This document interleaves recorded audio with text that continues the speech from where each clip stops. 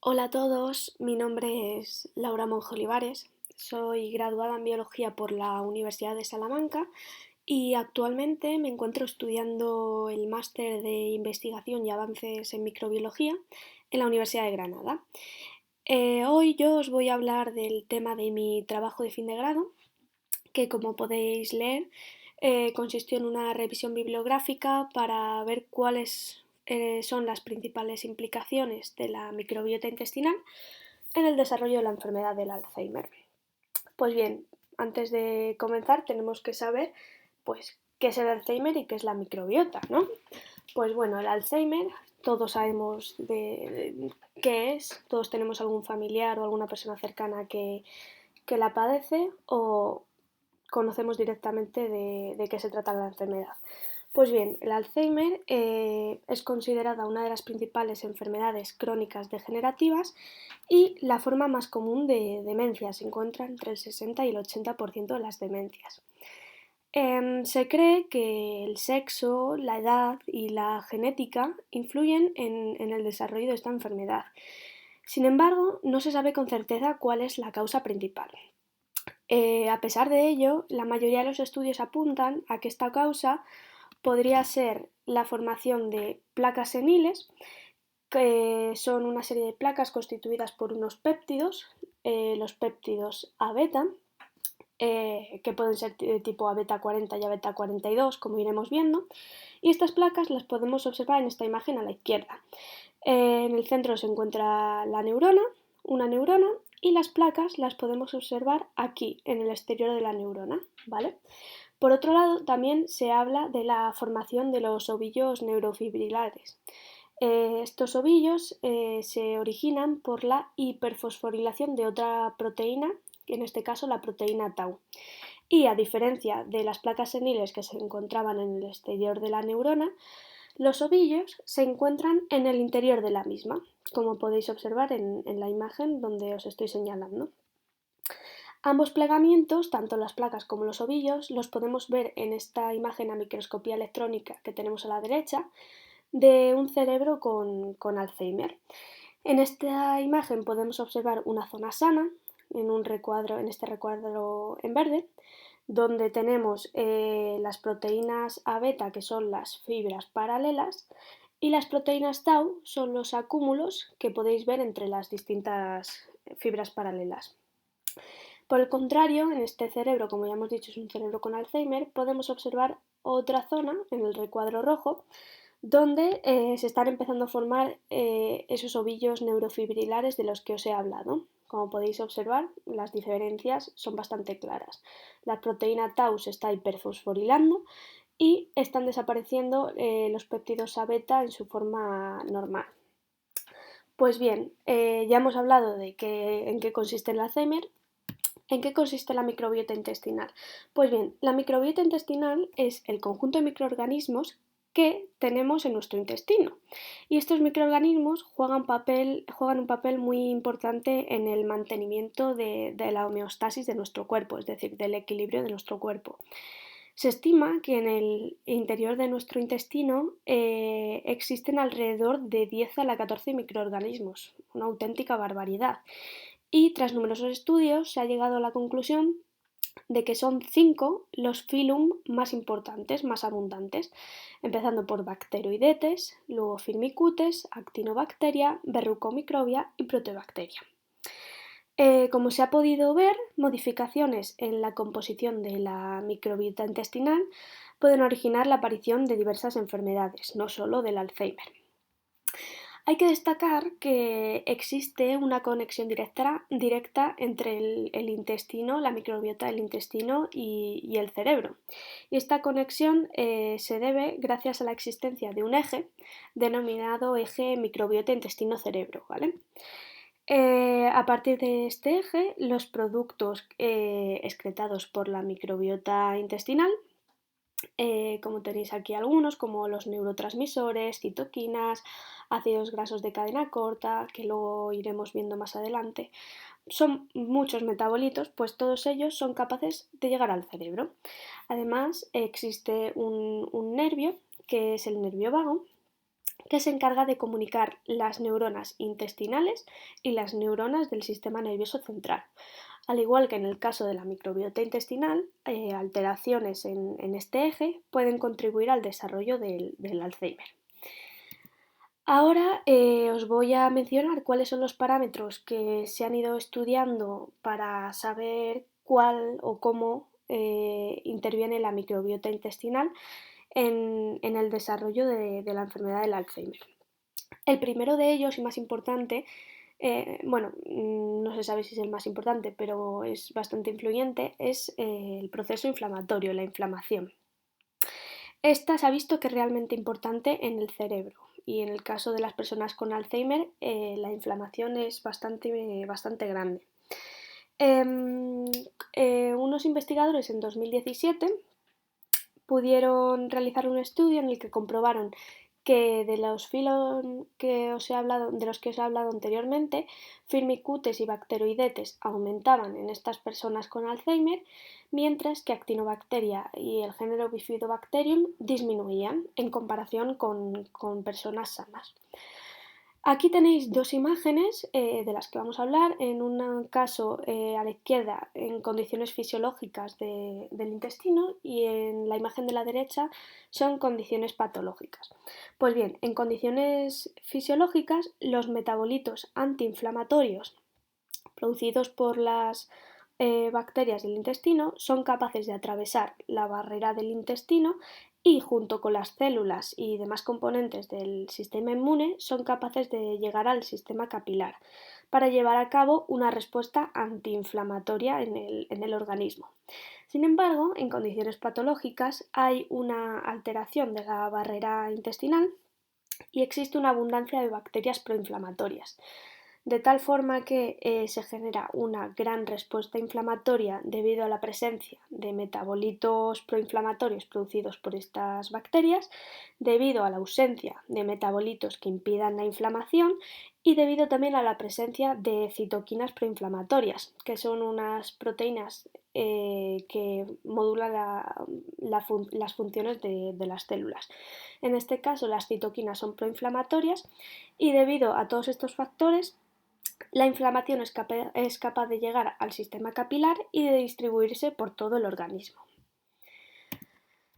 Otro parámetro es el lipopolisacárido, cuya estructura tenemos aquí en esta imagen a la izquierda y es un componente estructural abundante y principal de las bacterias gram negativas y es capaz de actuar como endotoxinas. Pues bien, como tenéis aquí el lipopolisacárido en esta imagen a la derecha, que es producido por la microbiota intestinal, permite la síntesis de citoquinas.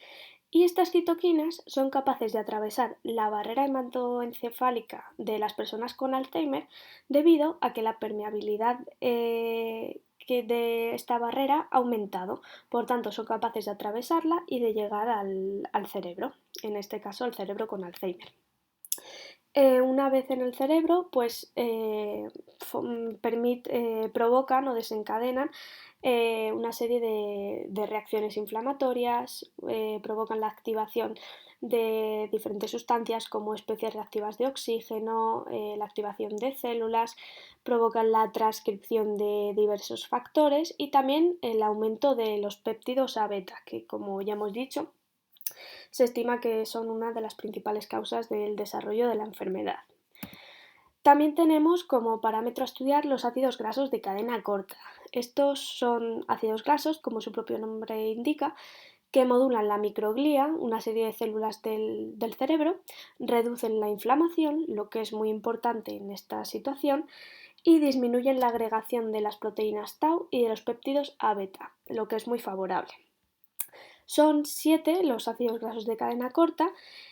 Como podéis observar en esta figura de la izquierda, estas son sus estructuras y vamos a destacar 3. El primero de ellos es el ácido valérico, que afecta al péptido A beta, en este caso 42, ya hemos dicho que puede ser de tipo A beta 40 y A beta 42, disminuye la agregación de los péptidos A beta de los dos tipos Y hay que destacar que este ácido valérico es muy importante. Se realizó un estudio con él y se obtuvieron una serie de resultados. En estas imágenes que tenéis aquí, en presencia de ácido valérico en las figuras 2 y en las figuras 4, en las figuras 2 y 4, no hay formación de fibrillas de los péptidos ni A beta 40 ni A beta 42. Sin embargo, en ausencia de este ácido valérico, en las figuras 1 y 3 sí que se pueden observar la formación de las fibrillas, tanto del péptido A beta 40 como del péptido A beta 42. También el ácido valérico ha visto que es capaz de reducir la inflamación del cerebro y de aliviar el hipometabolismo cerebral. Por otro lado tenemos el ácido propiónico, aquí en rojo, que disminuye la agregación de los péptidos A beta, reduce la motilidad y aumenta las secreciones. Y finalmente el ácido butírico, en rojo, es capaz de disminuir la agregación de los péptidos A beta y de afectar a las neuronas colinérgicas, es decir, a las neuronas que utilizan como neurotransmisor la acetilcolina. El principal problema es que como la microbiota va cambiando con la edad, es decir, no tenemos la misma microbiota desde que somos unos bebés hasta que nos convertimos en personas mayores, nuestra microbiota se va alterando, por tanto la producción de estos ácidos grasos de cadena corta se va reduciendo conforme crecemos y por tanto, debido a esto, van surgiendo diversas enfermedades. Llegamos a la dieta. La dieta, la verdad es que juega un papel muy importante en la composición de la microbiota. Por ejemplo, las dietas que son ricas en ácidos grasos omega 3, pues se ha visto que presentan propiedades antiinflamatorias, lo cual es muy positivo, y por tanto son capaces de reducir el riesgo a padecer Alzheimer. Las dietas basadas en plantas se ha visto que son capaces de disminuir la disbiosis y también son capaces de reducir el riesgo del desarrollo del Alzheimer. Y también las dietas bajas en calorías pues retrasan el envejecimiento del cerebro, evitan la acumulación de los péptidos y por tanto también reducen el riesgo del Alzheimer. Sin embargo, en este caso las dietas ricas en calorías provocan una acumulación de los péptidos A beta, fomentan la permeabilidad de la barrera intestinal y fomentan también la inflamación, lo que conllevaría a una predisposición a padecer Alzheimer. Y principalmente hay que destacar la dieta mediterránea, nuestra dieta, que como sabemos pues es una de las más saludables del mundo, está rica en frutas, en verduras, aceite de oliva, etc. Y se ha visto que es capaz de reducir el riesgo a desarrollar Alzheimer, ya que esta dieta es capaz de disminuir los bacteroidetes y de aumentar las protobacterias. Más adelante os enseñaré cómo se modifican estos filum y cómo pueden afectar al desarrollo del Alzheimer. Y ya para finalizar tenemos los neurotransmisores y los amiloides. Los neurotransmisores se encargan de transmitir la información entre las neuronas y algunas bacterias son capaces de producirlos. Se piensa que pueden intervenir en la neurodegeneración, en la demencia y en el Alzheimer, pero no se sabe con certeza. Un ejemplo de neurotransmisor es el GABA, cuya estructura tenéis aquí, que es producido por Bifidobacterium y puede ser capaz de modular las fibras aferentes. Por tanto, se puede decir que es necesario conocer cómo se comunican con el sistema nervioso central estos neurotransmisores, cuál es su papel sobre los péptidos, tanto A beta como tau, y cuáles son los neurotransmisores que son capaces de modificar la microbiota intestinal, porque todavía no se sabe exactamente. Finalmente, los amiloides. Se ha visto, como ya os hemos dicho, los péptidos A beta son amiloides, pues en algunos casos se ha visto que algunas enterobacterias son capaces de producir unas fibras denominadas fibras Curly, que son muy parecidas a estos amiloides del sistema nervioso central en su estructura terciaria, ya que presentan un patrón que es reconocido para fomentar la expresión de citocinas proinflamatorias. En este caso lo tenéis aquí gráficamente. La diferencia entre los amiloides del sistema nervioso central y los producidos por bacterias son capaces de ser reconocidos debido a un patrón y son capaces de producir citocinas proinflamatorias. Se ha visto que son capaces de desregular la microglía, que ya hemos dicho que son unas células del cerebro, y de provocar la inflamación del sistema nervioso central, además de permitir la acumulación del péptido A beta. Pues bueno, como ya os he dicho, a partir de estos parámetros que se estudiaron, pues se llegaron a una serie de resultados que relacionan pues, la microbiota intestinal con el Alzheimer.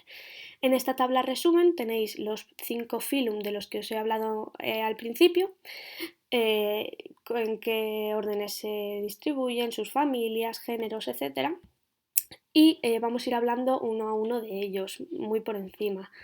Las flechas verdes hacen referencia al aumento o disminución de la abundancia bacteriana en los pacientes con Alzheimer y las flechas rojas hacen referencia al aumento o la disminución de la abundancia bacteriana, pero en este caso en pacientes denominados MCI, que es un estadio previo al Alzheimer. Y siempre se compara tanto los pacientes con Alzheimer como los pacientes MCI con los pacientes control, aquellos que no presentan enfermedad. Pues bien, el filofirmicutes se ha visto que aumenta en los pacientes MCI y, como se puede observar en este gráfico de aquí, en el recuadro rojo se ve que es mayor en los pacientes MCI que en los pacientes control, y por el contrario se ha visto que disminuye en pacientes con Alzheimer. Dentro de Firmicutes hay una familia, Ruminococcacea, que se ha visto que aumenta en los pacientes MCI y que disminuye en los pacientes con Alzheimer. Y un ejemplo de especie, Faecalibacterium prausnitzii, como podemos observar, se ha visto que disminuye en los pacientes con Alzheimer con respecto a los pacientes control. En cuanto a bacteroidetes, se ha visto que disminuyen los pacientes con MCI, como se puede observar en la figura, en el recuadro azul, y por el contrario aumenta en los pacientes con Alzheimer. Destaca Odoribacter splasnicus, que es una excepción, ya que en pacientes con Alzheimer disminuye, y la especie Porphyromonas gingivales, que se ha estudiado bastante, se ha visto que es capaz de, pertenece a la microbiota oral, como su propio nombre indica, y aumenta en los pacientes con Alzheimer. Se ha visto que esta especie aumenta la producción de citocinas proinflamatorias, fomenta la entrada del lipopolisacárido al cerebro, aumenta la producción de los péptidos A beta y la hiperfosforilación de tau, es decir, se ha visto que fomenta el desarrollo del Alzheimer.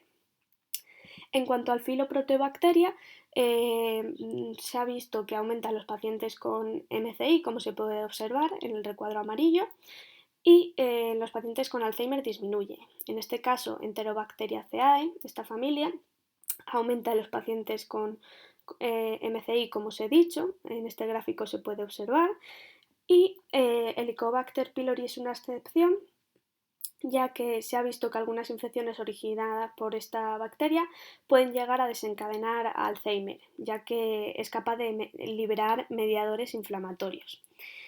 El filoactinobacteria se ha visto que aumenta y disminuye los pacientes con Alzheimer, como podéis observar en este gráfico, en el recuadro morado aumenta. Y destaca la familia Bifidobacteriaceae y concretamente el género Bifidobacterium, que en ambos casos se ha visto que disminuye drásticamente en comparación con los pacientes control. Y finalmente tenemos el filo Verrucomicrobia, que aumenta en los pacientes con Alzheimer, como podemos apreciar en este caso, el recuadro azul oscuro, azul oscuro. Y disminuyen en los pacientes con MCI. Destaca la especie Akkermansia mucinifila, que es una excepción, ya que es capaz de promover la barrera intestinal y reducir la inflamación, es decir, de disminuir el desarrollo del Alzheimer. Para finalizar, pues bueno, hay que destacar que existen una serie de tratamientos para esta enfermedad. Destacan los probióticos, que son microorganismos administrados para mejorar la microbiota, como pueden ser Lactobacillus y Bifidobacterium, que se encargan de mejorar la microbiota al suprimir los patógenos y reducir la inflamación y las segregaciones de los péptidos A beta.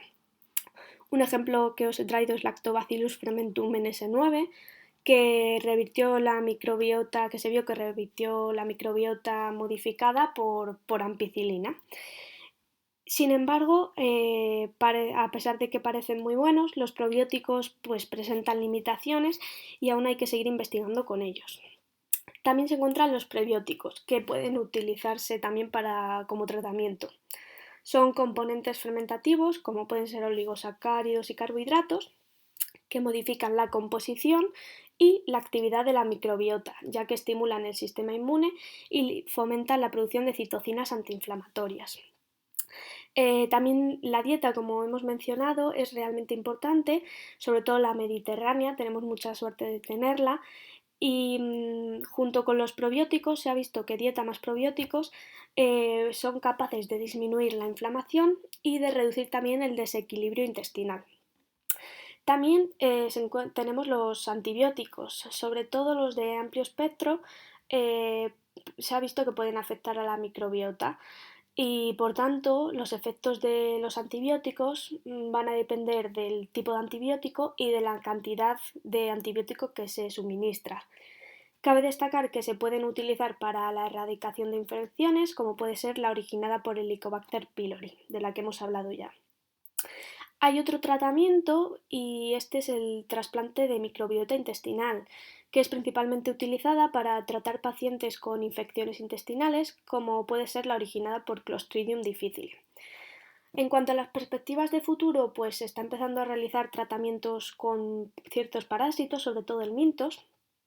También se piensa que la estimulación del nervio vago del que hemos hablado al principio podría servir como una terapia para esta enfermedad.